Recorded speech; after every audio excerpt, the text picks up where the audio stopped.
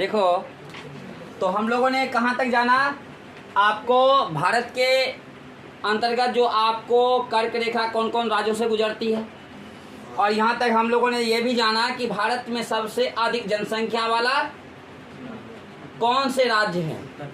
कौन सा राज्य? आप क्षेत्रफल में जाने राजस्थान है। क्षेत्रफल में कौन?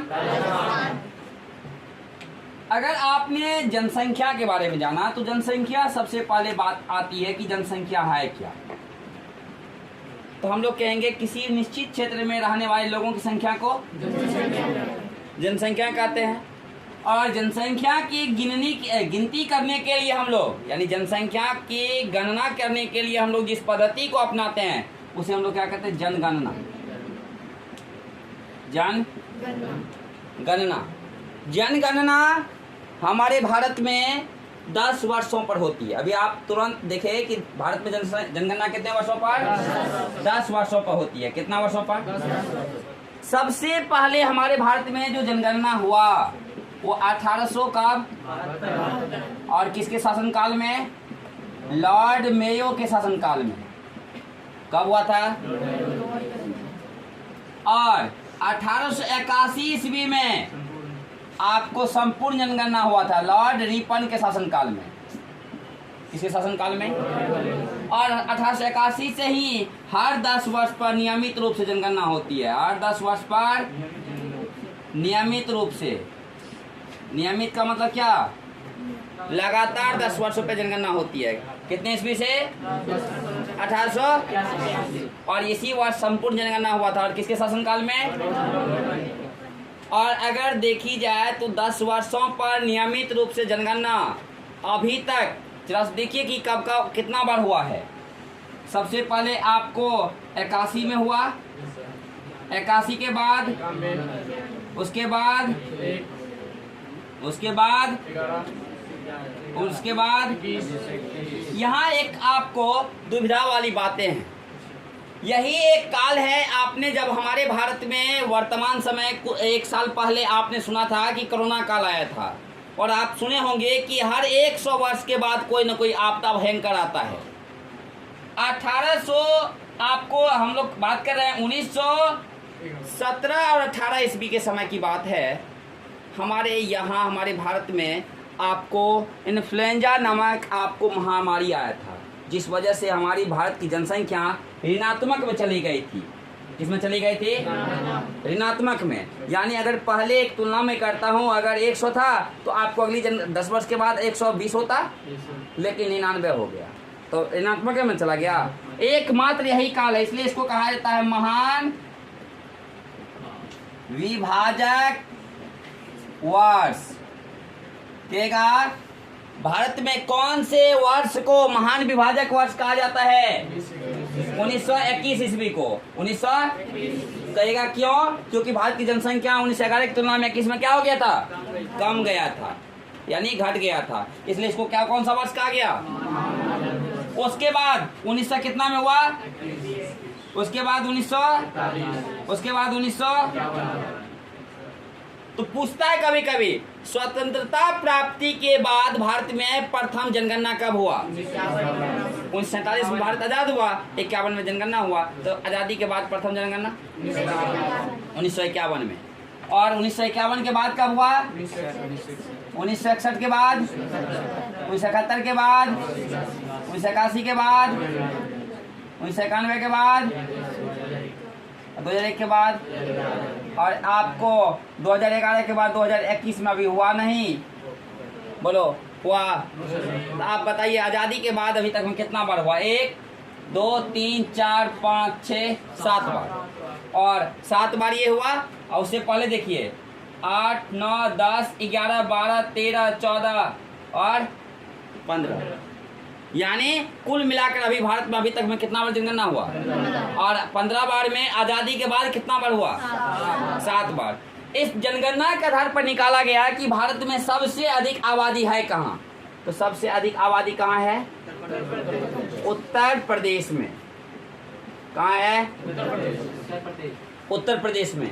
जहाँ की आप बात कर सकते हैं, तो आपको वहाँ की जो आबादी हो गई है अभी भारत में कुल 11 के अनुसार जब दिखाई गई तो कितना 121 करोड़ के पार, जिसमें से कि अगर बात करें तो 19 करोड़ के पार उत्तर प्रदेश में।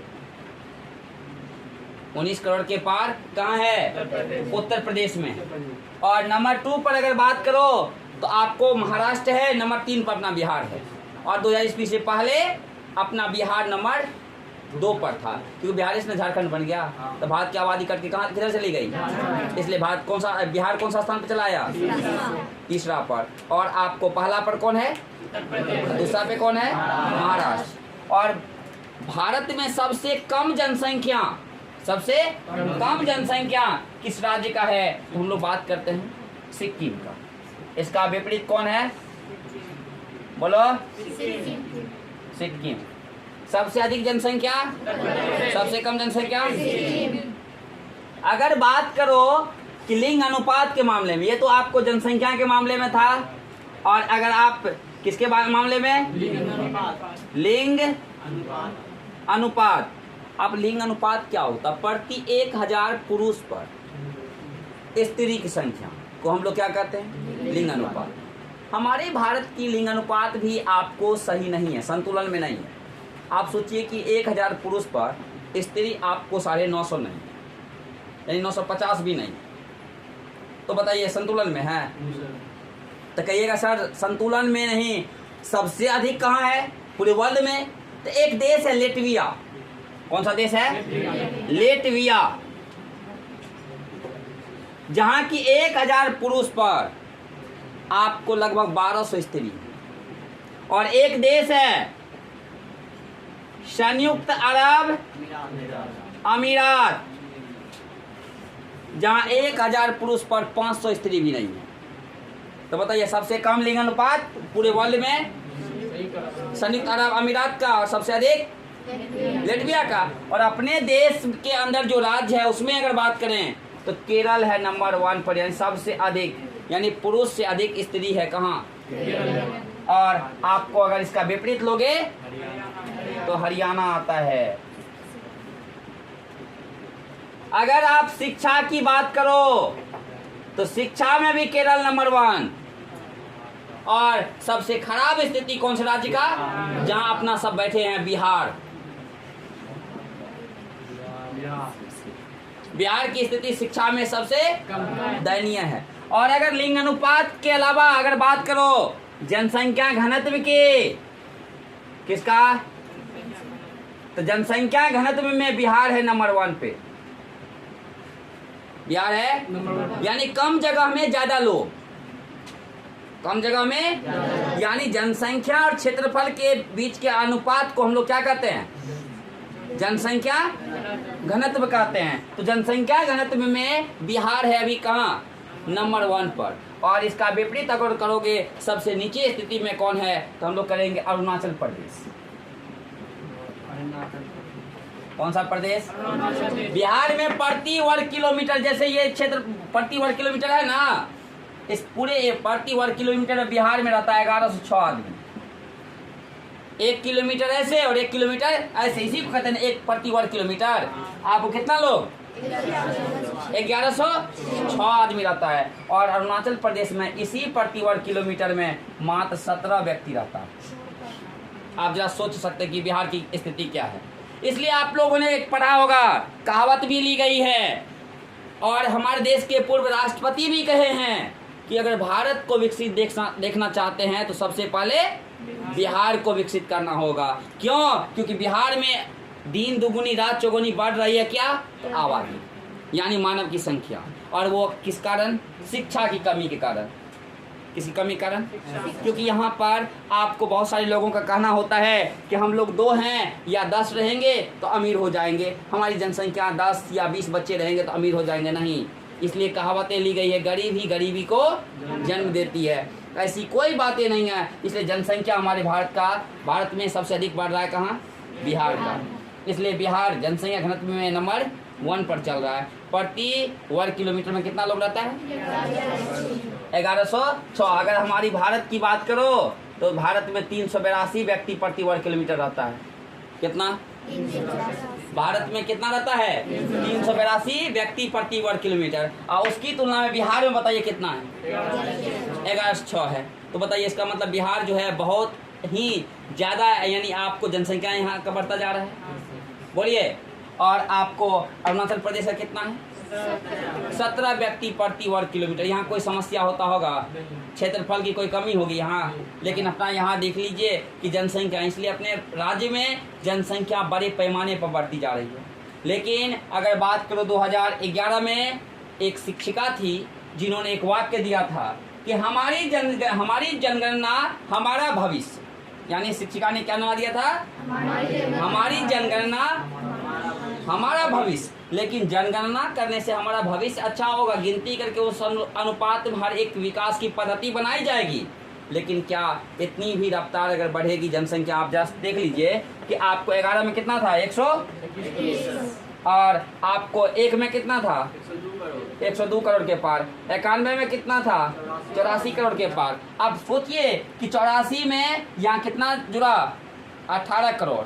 और यहाँ देखिए कितना जुड़ा? 19 करोड़। बोलिए है ना? आप और 21 में होने वाला था, तो 21 में हुआ नहीं कोरोना काल की वजह से, लेकिन अनुमान लगाई जा रही है 135 करोड़ के पार हो जाएगा। लेकिन राष्ट्रीय जनसंख्या नीति 2000 ईस्वी के अंतर्गत लक्ष्य ली गई थी। राष्ट्रीय जनसंख्या नीति 2000 ईस्वी के अंतर्गत लक्ष्य ली गई थी कि 2045 तक जनसंख्या स्थिरता प्राप्त कर लेगा। कौन? भारत। कितना ईस्वी तक? 2045 तक।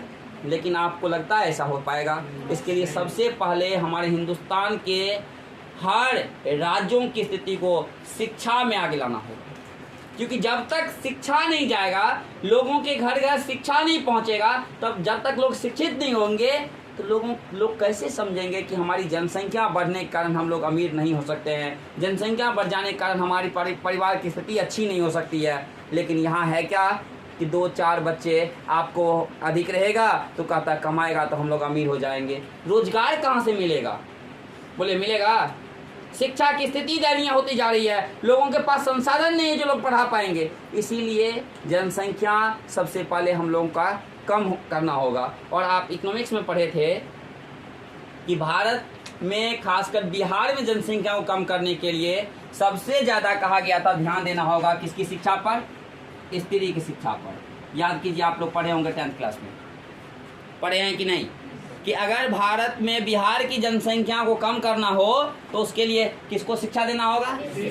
क्योंकि स्त्री ही न गर्भवती होती है। कौन होती है? इसलिए कहता कि स्त्री अगर पढ़ी लिखी होगी तो वो समझेगी कि हमको एक बच्चे को जन्म देने में कितना कष्ट का सामना करना पड़ता है, एक बच्चे का देखभाल करने में कितना कष्ट का सामना करना पड़ता है। और बच्चा जब आपको भूखा रहता है तो वो मांग करता है किससे खाना, बच्चा को कपड़ा की आवश्यकता होता है तो वो मांग किससे करता है। तंग सबसे ज़्यादा कौन होते हैं जीवन में? तो वो स्त्री होती है। इसलिए स्त्री को कहता है कि सबसे ज़्यादा साक्षर किया जाए अगर राज्य में, तो जनसंख्या जो रफ्तार में बढ़ रही है वो अपने आप धीमा हो जाएगा। याद कीजिए कि पहले हम लोग इस 2011 से पहले की बात अगर करें तो आपको बहुत कम लड़कियां इंटर पास कर पाती थी। 2010 से पहले की मैं बात कर रहा हूँ। 2010 के बाद सरकार की योजना जैसे पोशाक राशि इंटर में मिलना आरंभ किया, छात्रवृत्ति मिल रहा था। उसके बाद आपको इंटर में लड़कियों को 10,000, 15,000, 25,000 ये सब घोषणाएं सरकार की हुई। बोलिए लड़की सब इंटर करने लगी ना। उसके बाद आप देख रहे हैं कि पार्ट 1, पार्ट 2, पार्ट 3 के बाद जो रिजल्ट आता है तो 25,000 के बदले 50,000 की अब घोषणा हो गई। तो बताइए अब लड़की की इस अनुपात जो है शिक्षा के क्षेत्र में, उच्च शिक्षा में अधिक होने लगा ना। इसलिए लड़की जब आपको ऑनर्स करने के बाद शादी करती है तो वो इस बातों को समझती है कि शरीर का क्षति पुरुष का नहीं बल्कि किसका होता है? स्त्री का होता है। इसलिए स्त्री को यानी राज्य में शिक्षा के लिए प्रोत्साहन दिया जा रहा है, शिक्षा के लिए प्रोत्साहन राशि दी जा रही है। वो इंटर पास करती है तो अभी 25,000 मिलता है, आपको BA पास करती है तो 50,000 मिलता है, और BA पास करने के बाद जब वो शादी करती है तो आपको 1, 2, 3 के बाद नहीं मांग करती है, यानी 1-2 बच्चे के बाद वो कहती है कि मुझे ऑपरेशन करवा लेना है, परिवार नियोजन करवा लेना है। क्योंकि हम एक अकेला अगर मैंने पढ़ा या मैं पढ़ी तो कितना खर्च हुआ, और मेरे 2 बच्चे होंगे तो मैं कितना खर्च कर पाऊंगी। ये सब विभिन्न समस्याओं का वो समझती है, सामना कर चुकी होती है, इसलिए वो जनसंख्या रफ्तार में बढ़ने नहीं देती है। इसलिए हमारा राज्य का लक्ष्य है स्त्रियों को सबसे ज़्यादा साक्षर किया जाए। इसलिए आप देखते होंगे अभी स्त्री की शिक्षा पर अधिकांश हमारे बिहार सरकार का ध्यान है, किधर की ओर। इसलिए आप देखे होंगे 10th क्लास में ये इकोनॉमिक्स में लिखा हुआ भी है। तो इसलिए शिक्षा की स्थिति में आज भी हमारा राज्य सबसे पीछे है या नहीं? सबसे पीछे है। और राज्य में स्त्री शिक्षा की तो और दयनीय स्थिति है, बोलिए हाँ या ना? इसलिए शिक्षा के लिए हम लोग को सबसे पहले क्या होना होगा? जागरूक होना होगा। अगर हम लोग जागरूकता के साथ बेहतर शिक्षा प्राप्त करें तो फिर हम लोग हर एक समस्याओं का सामना कर सकते हैं।